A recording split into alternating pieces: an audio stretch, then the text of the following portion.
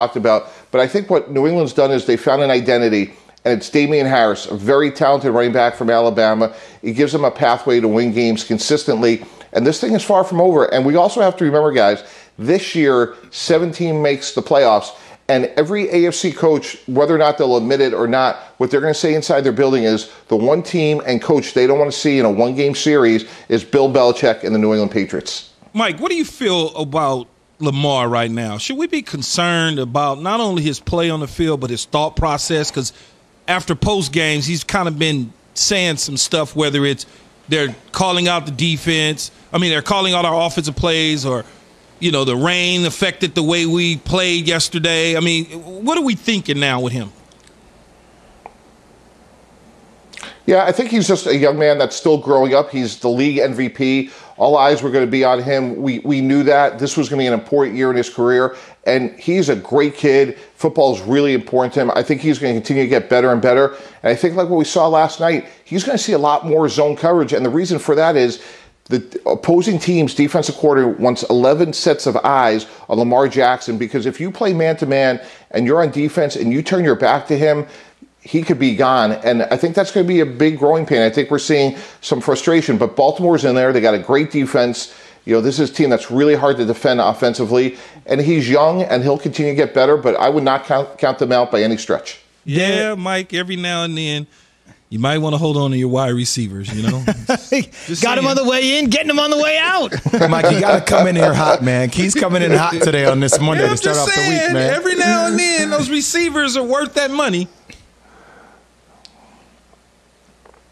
I don't know, 2 number 1 picks are pretty valuable as well, though. A zinger on the way back. We should mention Baltimore kind of still finding that offensive identity, trying to figure out who they are. Next up for them, a team that's in the very same boat, still trying to figure out who they are and what their offensive identity is after hitting a rough patch of their own, and that's the Tennessee Titans, 2 teams that need to turn it around pretty quick. That's our Mike Tannenbaum with us every Monday morning to break down Sunday in the NFL. Mike, thank you very much. Thanks a lot, Mike. Thanks, Mike. All right, thanks, guys. We are presented by Progressive Insurance. All of our guests on the Shell Pennzoil Performance Line. So he kind of broke down what's going on with Lamar. He's just a young guy still finding his way. Cam Newton, not exactly a young guy finding his way. He's 31. He's been in the league. First overall pick since 2011. A couple of amazing notes. And I know the big winner last night was Mother Nature with all the weather in that game. There's a couple games really affected by weather. We'll get into the Browns and their game coming up at the top of the hour. Big time weather issues there.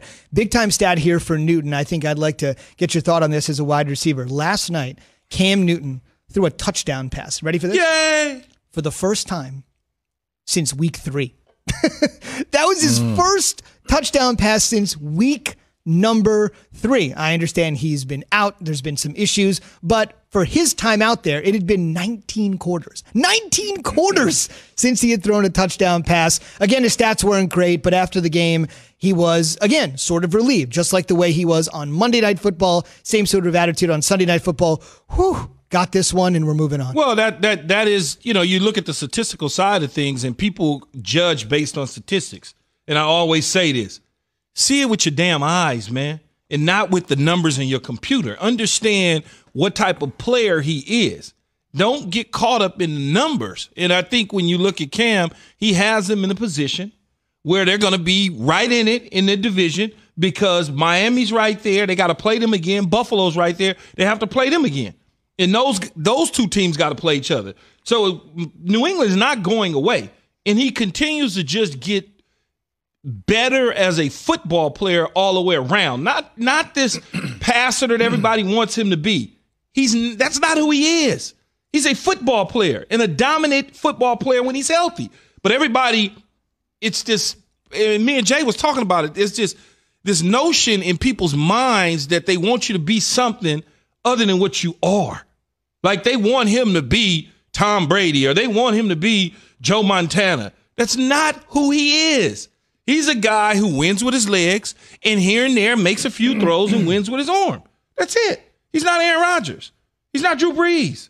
Accept the type of player that he is as long as you're getting the W's. And also, Key, I learned a valuable lesson this weekend, because when you look at the matchups on paper, obviously some issues, both teams offensively. We've talked about this multiple times, Lamar throwing outside the numbers, Cam obviously as well. But on paper, looking at what the Ravens defense is supposed to be, I walked away saying, all right, I think the Ravens get this game. I think they punish Cam.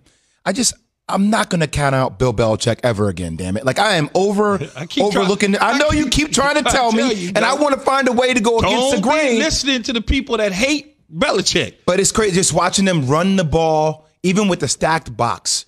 Damian Harris, 22 carries, man, 121 yards. Ran the ball down their throat. Even the trickery you play with Jacoby Myers, right? He just finds these ways to keep you on your toes, man. It's great coaching. I'm overmatched. We don't necessarily have the same type of personnel as the opponent, but I'm going to figure a way out to win. And I'm going to figure out how to, at the last minute, them not realizing that Jacoby Myers was a kid that was out of high school in Georgia on a scholarship to NC State as a quarterback, but Baltimore scouting should have said that. They should have said that based on who Jacoby Myers is, where his history's at, that there's a possibility that he could throw a football at any given moment in the game. Now, I don't know if their scouting report said that or not, but if it didn't, that's an indictment on the advanced scouting to not know that this is an ex-quarterback. How many times have you seen Jacoby run a reverse this year? Once, maybe?